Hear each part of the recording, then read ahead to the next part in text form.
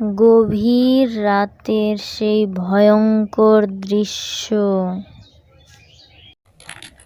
হায় ভগবান, আজও অনেক রাত হয়ে গেল। নিশ্চয়ই বাড়ির সকলে আমার জন্য চিন্তা করছে। যাই তাড়াতাড়ি দেখি তো, দেখি যে তাড়াতাড়ি যেতে হবে বাড়ি। কত দেরি হয়ে গেল, রোজ রাত রাত অনেক রাত।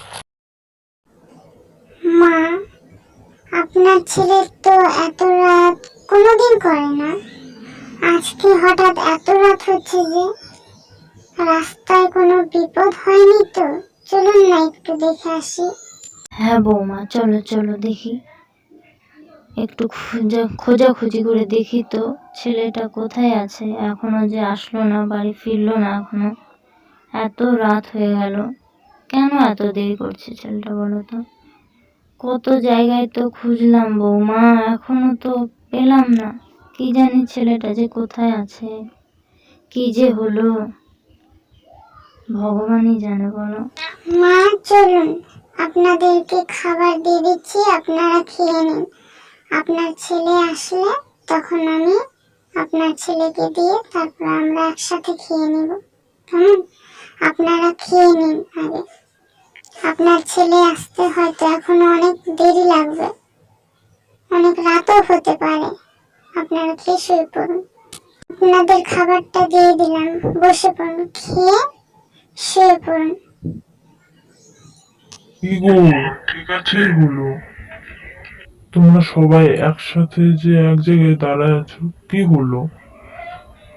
কি গো বলছো না যে? কিছু না বাবা, তুই আসতে এত দেরি করলি, আজকে এত রাত হয়ে গেল যে হঠাৎ করে। কি রাস্তায় কি কিছু হয়েছিল নাকি?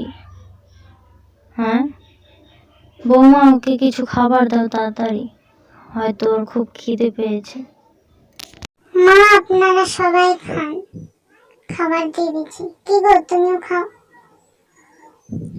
খান। আরো অনেক কিছু বলতে থাকে, কেন দেরি হলো, এর জন্য তোমাদের সবাইকে বলছি। অত দেরি ভিডিওতে তোমরা দেখতে পেরেছো যে বাড়ির বাইরে কেউ থাকলে একটা মানুষের প্রতি কতটা চিন্তিত থাকেন বাড়ির মানুষেরা। তো তোমরা সবাই ভালো থেকো এবং সুস্থ থেকো, ঠিক আছে?